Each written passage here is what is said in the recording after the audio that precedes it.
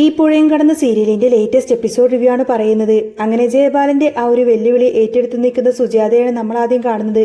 സത്യം പറഞ്ഞാൽ ജയബാലനും സുജാതയും കൂടി ഒന്ന് പ്രകോപിപ്പിച്ചതാണ് ഇവരെ. ഇനി ഒരു കാരണവശാലും വിനീത് ആ വീട്ടിലേക്ക് കയറാൻ പാടില്ല, അവരെ സഹായിക്കാനും പാടില്ല എന്നതായിരുന്നു അവരുടെ ഉദ്ദേശം. വിനീത് അവിടെ ഉള്ളത് കൊണ്ട് മാത്രമാണല്ലോ ഇവരുടെ പ്ലാനൊക്കെ അപ്പാടെങ്ങ് പൊളിഞ്ഞു പോയത്. അന്ന് അവൻ ഗംഗയെ രക്ഷിച്ചില്ലായിരുന്നുവെങ്കിൽ എന്തെങ്കിലുമൊക്കെ അവിടെ സംഭവിച്ചേനെ. കറക്റ്റ് സമയത്ത് തന്നെ നാശം പിടിക്കാൻ അവൻ അവിടെ എത്തി. അതുകൊണ്ട് ഇനി വിനീത് സ്നേഹതീരത്തേക്ക് വരാനേ പാടില്ല, അവരെ രക്ഷിക്കാനും പാടില്ല. പക്ഷേ ഇതൊന്നും ശാരദക്കോ സുജാതക്കോ മനസ്സിലായിട്ടേയില്ല. എന്തായാലും സുജാത അവിടെ വെച്ച് തന്നെ വാക്ക് കൊടുത്തു. ഇനി എൻ്റെ മോൻ ആ വീടിൻ്റെ പരിസരത്തേക്ക് പോലും വരില്ല എന്ന് പറഞ്ഞിട്ടാണ് സുജാത അവിടെ നിന്നും ദേഷ്യപ്പെട്ട് ഇറങ്ങിപ്പോരുന്നത്. ഇതൊക്കെ കേട്ടപ്പോൾ രാധമ്മക്ക് വല്ലാത്ത സങ്കടമായി. അവർക്ക് സഹിക്കാൻ പറ്റാവുന്നതിലും അപ്പുറമായിരുന്നു. പിന്നീട് കാണിക്കുന്നത് ജയബാലൻ ശാരദയെ കുറ്റപ്പെടുത്തി സംസാരിക്കുന്നതാണ്. വിനീത് ഇങ്ങനെ എപ്പോഴും ഇവിടെ കയറി നടന്ന ഗംഗയുടെ കാര്യത്തിൽ എങ്ങനെ ഒരു നല്ല ജീവിതം ഉണ്ടാവുന്നതാണ് അയാൾ ചോദിച്ചു. ഇന്നല്ലെങ്കിൽ നാളെ അവളെ കല്യാണം നടക്കേണ്ടതല്ലേ? കല്യാണമൊക്കെ പറഞ്ഞ് ഏതായാലും ഒന്ന് ഉറപ്പിച്ചു വെച്ചിരിക്കല്ലേ. അധികം വൈകാതെ തന്നെ എൻഗേജ്മെന്റും കാര്യങ്ങളൊക്കെ ഉണ്ടാവും. അപ്പോഴാണ് സനൂപിന്റെ വീട്ടുകാർ ഇതൊക്കെ അറിയുന്നതെങ്കിൽ ആ ബന്ധം തന്നെ മുടങ്ങിപ്പോവില്ലേ എന്നൊക്കെ പറഞ്ഞ് അയാൾ ശാരദയുടെ ഉള്ളിലിരിപ്പങ്ങ് മാറ്റിയെടുക്കുകയാണ്. മക്കളെയൊക്കെ നല്ല രീതിയിൽ അച്ചടക്കത്തോടെ വേണം വളർത്താനെന്നൊക്കെ അയാൾ പറയുമ്പോൾ ഞാൻ എന്താ ജയബാലേട്ട ചെയ്യുക എന്നാണ് ശാരദ ചോദിക്കുന്നത്. നാട്ടുകാർ പലതും പറഞ്ഞു നടക്കുന്നുണ്ട്. ഹോം സ്റ്റേ നടത്തിയിട്ട് ഇവിടെ വേറെ പലതുമാണ് നടക്കുന്നത് എന്നൊക്കെ കേൾക്കുമ്പോൾ അരവിന്ദിന്റെ മക്കളെക്കുറിച്ചോർത്ത് എനിക്ക് വലിയ വിഷമമാണെന്ന് ജയബാലൻ തട്ടിവിട്ടു. ഞാൻ ഇവരെ സ്വന്തം മക്കളെ പോലെയല്ലേ കാണുന്നത് എന്നൊക്കെ പറഞ്ഞ് അയാൾ ഒന്നാന്തരം അഭിനയം അങ്ങ് കാഴ്ചവെച്ചു. പാവം ശാരദ ഇതെല്ലാം അപ്പാടെങ്ങ് വിശ്വസിച്ചു. തന്റെ ജയബാലേട്ടൻ പറയുന്നതൊക്കെ സത്യമാണെന്നും അരവിന്ദൻ ഉണ്ടാകുന്ന സമയത്ത് ഇവർ തമ്മിൽ അത്ര ചങ്കുചങ്ങുമായിരുന്നല്ലോ എന്നൊക്കെ ശാരദ വിശ്വസിക്കുകയാണ്. പക്ഷേ ആ ചങ്കിനെ കുത്തിയ കാര്യം ശാരദക്കറിയില്ലല്ലോ. ആ സത്യങ്ങളൊക്കെ തിരിച്ചറിഞ്ഞ കാവേരി മാത്രമാണ്. പിന്നെ കുറച്ച് കാര്യങ്ങളൊക്കെ ഗംഗക്കും അറിയാമായിരുന്നു. ഇങ്ങനെയൊക്കെ കള്ളത്തരങ്ങൾ പറഞ്ഞ ജയബാലൻ ശാരദയുടെ മനസ്സ് പൂർണ്ണമായും അങ്ങ് കീഴടക്കി. കാവേരി കാരണമാണ് ഈ പ്രശ്നങ്ങളൊക്കെ ഉണ്ടായത് എന്നും അല്ലെങ്കിൽ ഇങ്ങനെയൊന്നും സംഭവിക്കില്ലായിരുന്നുവെന്നും അയാൾ പറഞ്ഞു. ആണുങ്ങളെ ഇവിടെ വാടകയ്ക്ക് താമസിപ്പിച്ചിട്ട് അവർ എന്തെങ്കിലും വഴക്കോ പ്രശ്നം ഉണ്ടാക്കിയ നാളെ എന്തായിരിക്കും അവസ്ഥ? ഹോം സ്റ്റേ നടത്തുമ്പോൾ പല കുടിയന്മാരും വരും. മദ്യപിച്ച് ബഹളമുണ്ടാക്കിയാൽ പിന്നെ ഒന്നും ചെയ്യാൻ പറ്റില്ല. അതുകൊണ്ട് അത് നടത്താതിരിക്കുന്നതാണ് ഏറ്റവും നല്ലത്. എനിക്ക് പറയാനുള്ളതൊക്കെ ഞാൻ പറഞ്ഞു. അയാൾ ഉപദേശിക്കുന്ന സമയത്താണ് കാവേരി അങ്ങനെ അങ്ങോട്ടേക്ക് വരുന്നത്. ജയപാലിനെ അവിടെ കണ്ടപ്പോൾ തന്നെ കാവേരിക്ക് അതൊട്ടും തന്നെ സഹിച്ചില്ല. പണ്ട് ഇയാളെ കാണുന്നതിന് അവൾക്ക് ഭയങ്കര ദേഷ്യമാണ്. ഈ ഒറ്റയൊരുത്തനാണല്ലോ തൻ്റെ അച്ഛനെ ജീവൻ എടുത്തത്, തങ്ങളുടെ കുടുംബം ഇല്ലാതാക്കിയത് എന്ന സത്യം കാവേരിക്ക് നന്നായിട്ട് അറിയാം. ആ ഒരു വാശി വൈരാഗ്യം അവളുടെ ഉള്ളിൽ കിടന്നിങ്ങനെ തിളക്കുന്നുണ്ടായിരുന്നു. ആ ഒരു ആണായി പിറക്കേണ്ട സമയത്തിൻ്റെ പെണ്ണായി ജനിച്ചവനാണ് കാവേരി എന്ന് അരവിന്ദൻ എപ്പോഴും പറയാമായിരുന്നു. ആ വീറും വാശിയും തൻ്റെയുമൊക്കെ അവൾ ഇപ്പോഴും കാണിക്കുന്നുണ്ട്. പക്ഷേ അത് ജയപാലൻ ഒട്ടും തന്നെ സഹിക്കുന്നുണ്ടായിരുന്നില്ല. എങ്ങനെയെങ്കിലും കാവേരിയെ ഒതുക്കി നിർത്തേണ്ടത് തൻ്റെ ഉത്തരവാദിത്തമാണെന്ന് അയാൾക്കറിയാം. അല്ലെങ്കിൽ അവൾ തനിക്കിട്ട് തരുമെന്നും അയാൾക്ക് ഉറപ്പാണ്. അങ്ങനെ കാവേരി അവിടെ നിന്നും എങ്ങനെയെങ്കിലും ഒതുക്കാൻ വേണ്ടിയിട്ടാണ് ജയപാലൻ വന്ന് അവളുടെ കുറ്റങ്ങളൊക്കെ ശാരദയോട് പറയുന്നത്. കാവേരി വന്നതും ശാരദ ചോദിച്ചു, എടി നിന്റെ ജോലി പോയോ എന്ന്. അത് കേട്ടപ്പോൾ കാവേരി, അമ്മേ ഞാൻ എന്നൊക്കെ പറഞ്ഞു തുടങ്ങുമ്പോഴേക്കും എടി നീ കൂടുതലൊന്നും പറയണ്ട, ഇനി ഈ വീട്ടിൽ ഒരു വാക്ക് പോലും നീ മിണ്ടിപ്പോവരുത് എന്ന് ശാരദ പറഞ്ഞ് ദേഷ്യപ്പെട്ടു. അവളും അവളുടെ ഒരു ഹോം സ്റ്റേയും അത് നടത്തേണ്ട എന്ന് ഞാൻ അപ്പോഴേ പറഞ്ഞതല്ലേ എന്ന് ശാരദ ചോദിച്ചു. അപ്പോഴേക്കും കാവേരി വിട്ടുകൊടുക്കാനൊന്നും തയ്യാറായില്ല. അമ്മ ഈ ജയബാലൻ അങ്കിൾ പറയുന്നതെല്ലാം തന്നെ കണ്ണടച്ചങ്ങ് വിശ്വസിക്കുകയാണോ? അങ്കിൾ പറയുന്ന കാര്യങ്ങളൊന്നും അമ്മ വിശ്വസിക്കേണ്ട കാര്യമില്ല എന്ന് കാവേരി തറപ്പിച്ചു പറഞ്ഞു. അങ്കിൾ പലതും വന്ന് പറയുമെന്ന് പറഞ്ഞപ്പോൾ എടി നീ കൂടുതലൊന്നും പറയണ്ട, നാട്ടുകാർ പലതും പറഞ്ഞുകൊണ്ടിരിക്കുകയാണ് എന്ന് ജയബാലൻ എന്നോട് ഇതൊക്കെ പറയുന്നുണ്ടെന്നും എനിക്ക് അയാളെ പൂർണ്ണ വിശ്വാസമാണെന്നും ശാരദ തീർത്തും പറഞ്ഞു. അപ്പോഴാണ് കാവേരി അങ്ങ് പൊട്ടിത്തെറിച്ചത്. അമ്മക്ക് നാണമില്ല അമ്മേ, അച്ഛനെ ഇല്ലാതാക്കിയത് ഈ നിൽക്കുന്ന ആളാണ്, എന്നിട്ടാണോ അമ്മ ഇയാൾക്ക് വേണ്ടിയിട്ട് ന്യായം പറയുന്നത് എന്നവൾ ചോദിച്ചു. ഇത് കേട്ടപ്പോൾ ശാരദക്ക് ഒട്ടും തന്നെ സഹിച്ചില്ല. ഒട്ടും ആലോചിക്കാതെ ശാരദ കാവേരിയുടെ കർണം നോക്കിയിട്ട് ഒരൊറ്റ ഒന്നങ്ങ് കൊടുത്തു. എടി നീ എന്താടി പറഞ്ഞത്? ജയബാലേട്ടനെ കുറ്റപ്പെടുത്തുന്നോ? ജയബാലേട്ടൻ ആരാണെന്നാ നീ വിചാരിച്ചു വെച്ചിരിക്കുന്നത് എന്ന് ചോദിച്ചുകൊണ്ട് ശാരദ വീണ്ടും അങ്ങ് ദേഷ്യപ്പെട്ടു. തല്ലി കിട്ടിയപ്പോൾ കാവേരിക്ക് സങ്കടത്തേക്കാൾ കൂടുതൽ ദേഷ്യമാണ് വന്നത്. കാര്യങ്ങളൊന്നും മനസ്സിലാക്കാതെയാണ് അമ്മ തന്നെ തല്ലിയത് എന്നും ഇന്നല്ലെങ്കിൽ നാളെ അതൊക്കെ തിരിച്ചറിയുന്ന ഒരു ദിവസം വരുമെന്നും അവൾ പറഞ്ഞു. വീണ്ടും ശാരദ ദേഷ്യപ്പെടാൻ തുടങ്ങിയപ്പോൾ ഗംഗ വന്ന് ശാരദയുടെ കയ്യിൽ കയറിങ്ങി പിടിച്ചു. അമ്മ എന്ത് പരിപാടിയായി കാണിക്കുന്നത്? ഇങ്ങോട്ടേക്കൊന്ന് വന്നേ എന്ന് പറഞ്ഞ് ശാരദയുടെ കയ്യും പിടിച്ചു വലിച്ച് അവിടെ നിന്നും ഗംഗ കൊണ്ടുപോയി. ഇതൊക്കെ കണ്ടുനിന്ന രാധമ്മക്ക് വല്ലാത്ത സങ്കടമായിരുന്നു.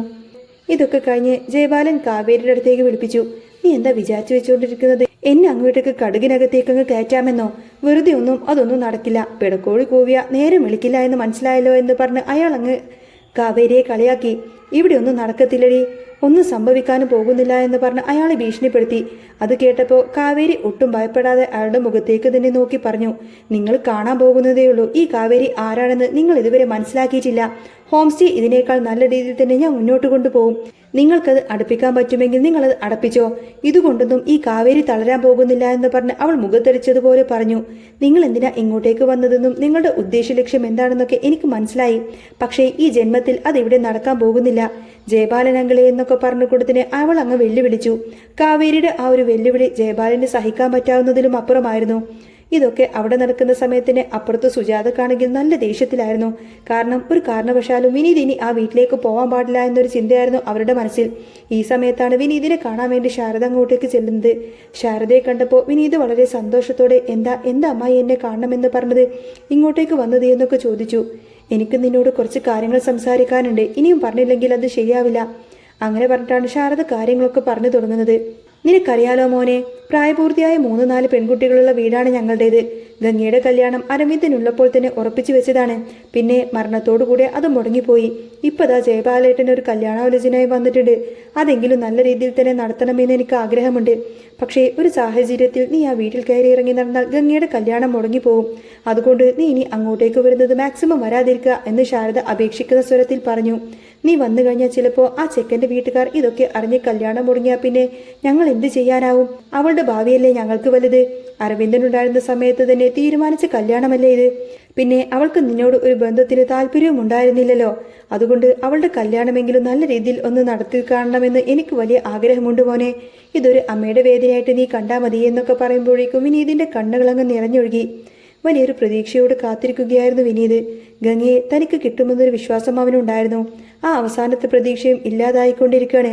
അവളെ അപകടത്തിൽ നിന്നും രക്ഷിച്ച സമയത്തൊക്കെ തനിക്ക് അവളെ കിട്ടുമെന്നും അവൾ തൻ്റേതാണെന്നൊക്കെ അവൻ ഉറച്ചു വിശ്വസിച്ചിരുന്നു. ആ സമയത്താണ് ശാരദ വന്ന് ഇങ്ങനെയൊരു പ്രകടനം കാഴ്ചവെക്കുന്നത്. ശാരദാമ്മയുടെ വാക്കുകളെ എതിർക്കാൻ ഒരു കാരണവശാലും വിനീതിന് കഴിയുമായിരുന്നില്ല. സങ്കടമെല്ലാം ഉള്ളിലൊതുക്കിക്കൊണ്ടു തന്നെ അവൻ ശാരദ പറഞ്ഞത് അപ്പാടെ അംഗീകരിച്ചു. അതെ, ഒരിക്കലും ഞാൻ ഇനി അങ്ങോട്ടേക്ക് വരില്ല അമ്മായി. ഞാൻ എന്തായാലും ഗംഗയുടെ ജീവിതത്തിൽ ഒരു ശല്യമായിട്ട് വരത്തില്ല. അമ്മായി പറയുന്നത് പോലെ തന്നെ ഞാൻ കേട്ടോളാം എന്നൊക്കെ അവൻ ഉറപ്പു നൽകി. നിനക്കറിയാമല്ലോ മോനെ, നിന്റെ അമ്മയുടെ സ്വഭാവം ഒരിക്കലും സുജാതക്ക് ഗംഗ ഇഷ്ടമല്ലതാനും. അങ്ങനെ വരുമ്പോൾ എൻ്റെ ഗംഗമോളുടെ ഭാവിയും കൂടി ഞാൻ നോക്കേണ്ടേ എന്നൊക്കെ ചോദിക്കുന്ന സമയത്തിന് വിനീത് ആകങ്ങ് തകർന്നു പോയി. വല്ലാത്ത സങ്കടത്തോടു കൂടിയാണ് വിനീത് ശാരദയുടെ അടുത്ത് നിന്നും പോകുന്നത്. അവന് വീട്ടിലേക്ക് പോകാൻ പോലും തോന്നുന്നില്ല. പിന്നീട് കാണിക്കുന്നത് വിനീതിൻ്റെ അടുത്തേക്ക് നിവിൻ വരുന്നതാണ്. അവൻ വന്ന് കാര്യമൊക്കെ തിരക്കിയപ്പോൾ വിനീത് നടന്നതെല്ലാം തന്നെ അവനോട് പറഞ്ഞു. എല്ലാം കേട്ടപ്പോൾ നിവിൻ അവനെ ആശ്വസിപ്പിച്ചു. എടാ, നീ സങ്കടപ്പെടാതിരിക്കടാ. നിനക്ക് കൊള്ളാവുന്നതാണെങ്കിൽ അത് നിനക്ക് തന്നെ കിട്ടും. നീ എന്തിനെങ്ങനെ വിഷമിക്കുന്നത്? ധൈര്യമായിട്ടിരിക്കുകയെന്നൊക്കെ പറഞ്ഞു. ഒരു പക്ഷേ നിന്നെപ്പോലൊരു ചെറുപ്പക്കാരനെ അവൾക്ക് വിധിച്ചിട്ടുണ്ടാവില്ല. അല്ലെങ്കിൽ അവൾ നിന്റെ ജീവിതത്തിലേക്ക് കടന്നു വരേണ്ടവരല്ല എന്ന് ചോദിച്ചപ്പോൾ എന്തായാലും എനിക്ക് വലിയ പ്രതീക്ഷയുണ്ടായിരുന്നടാ. എല്ലാം ഒരു നിമിഷം കൊണ്ട് ഇല്ലാതായില്ലേ എന്ന് വിനീത് സങ്കടത്തോടെ പറഞ്ഞു. എന്തു വന്നാലും വിനീത് കാര്യങ്ങളൊക്കെ പറയുന്നത് നിവീനോടാണ്. അവൻ അത് കേട്ട് ആശ്വസിപ്പിക്കുകയും ചെയ്യുമായിരുന്നു. അവർ അത്രക്ക് നല്ല ഫ്രണ്ട്സും ആയിരുന്നു. ഈ സമയത്തന്നെ കാവേരി ഇതൊന്നും അങ്ങനെ വിട്ടുകൊടുക്കാൻ ഉദ്ദേശിച്ചിരുന്നില്ല. അവൾ ഗംഗയോട് പറഞ്ഞു, ഈ ഹോം സ്റ്റേ ഞാൻ എങ്ങനെ ഒന്നും വിടാൻ ഉദ്ദേശിച്ചിട്ടില്ല. എങ്ങനെയെങ്കിലും ജീവിക്കണമല്ലോ, വരുമാനം വേണ്ടേ. അതുകൊണ്ട് ഈ ഹോം സ്റ്റേ തുടർന്ന് പ്രവർത്തിക്കാൻ തന്നെയാണ് എൻ്റെ തീരുമാനം. ആര് വന്ന് തടഞ്ഞാലും ഞാൻ ഇത് മുന്നോട്ട് കൊണ്ടുപോവുക തന്നെ ചെയ്യുമെന്ന് അവൾ തറപ്പിച്ചു പറഞ്ഞു. പക്ഷേ അമ്മക്ക് സമ്മതമല്ല എന്നുള്ള കാര്യം അറിയാമല്ലോ എന്ന് ഗംഗ ചോദിച്ചപ്പോൾ ആർക്ക് സമ്മതമില്ലെങ്കിലും ഞാനിത് നോക്കും ചേച്ചി. അമ്മയുടെ സമ്മതം നോക്കിയിരുന്ന നമ്മൾ ഒരിടത്തും എത്താൻ പോകുന്നില്ല എന്ന് അവൾ മറുപടി പറഞ്ഞു. ആ ജയപാലന്റെ മുഖംമൂടി എനിക്ക് അമ്മയുടെ മുന്നിൽ തന്നെ വലിച്ചു കീറണമെന്നൊക്കെ പറഞ്ഞുകൊണ്ടാണ് കാവേരി അവിടെ നിന്നും ഇറങ്ങുന്നത്.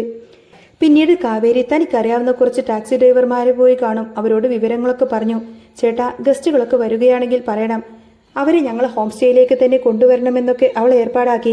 കൂടെ അവളുടെ നമ്പറും കാര്യങ്ങളൊക്കെ കൊടുത്തുകൊണ്ട് തന്നെ നിങ്ങൾക്ക് ടിപ്സും കാര്യങ്ങളൊക്കെ തരാമെന്നൊക്കെ പറഞ്ഞുകൊണ്ട് അവിടെ ഒരു ഡീൽ ഉറപ്പിച്ചു. അറിയാവുന്ന ആൾക്കാരെ കൊണ്ടൊക്കെ അവരും അത് സമ്മതിപ്പിച്ചു. പക്ഷേ ഈ കാര്യങ്ങളൊക്കെ ജയപാലൻ എങ്ങനെയൊക്കെയോ അറിഞ്ഞിരുന്നു. ഇനി ജയപാലൻ കാവേരി വീണ്ടും വന്ന് വെല്ലുവിളിക്കുന്നെന്നൊക്കെ ഉറപ്പാണ്. പക്ഷേ കാവേരി ആ വെല്ലുവിളിയിലൊക്കെ വളരെ ധൈര്യപൂർവ്വം തന്നെ ഏറ്റെടുക്കും. കാവേരി അങ്ങനെ ഒരു ഹോം സ്റ്റേ നടത്തുന്ന സമയത്തിന് അത് പൂട്ടിക്കാൻ വേണ്ടി ജയപാലൻ കിണിഞ്ഞങ്ങ് പരിശ്രമിക്കുന്നുണ്ടെങ്കിലും അതെല്ലാം തട്ടിത്തെറിപ്പിച്ച് കാവേരി നല്ല രീതിയിൽ തന്നെ ഉയരങ്ങളിൽ പോകുന്ന ഒരു അടിപൊളി സൂപ്പർ രംഗങ്ങളൊക്കെ ഇനി വരാൻ പോകുന്നുണ്ട്. അപ്പോൾ നിങ്ങൾക്ക് ഈ ഒരു ചാനൽ ഇഷ്ടമാവുകയാണെങ്കിൽ സബ്സ്ക്രൈബ് ചെയ്യാനും സപ്പോർട്ട് ചെയ്യാനും മറക്കല്ലേ കേട്ടോ. നെക്സ്റ്റ് വീഡിയോ ആയിട്ട് വരാം. ബൈ.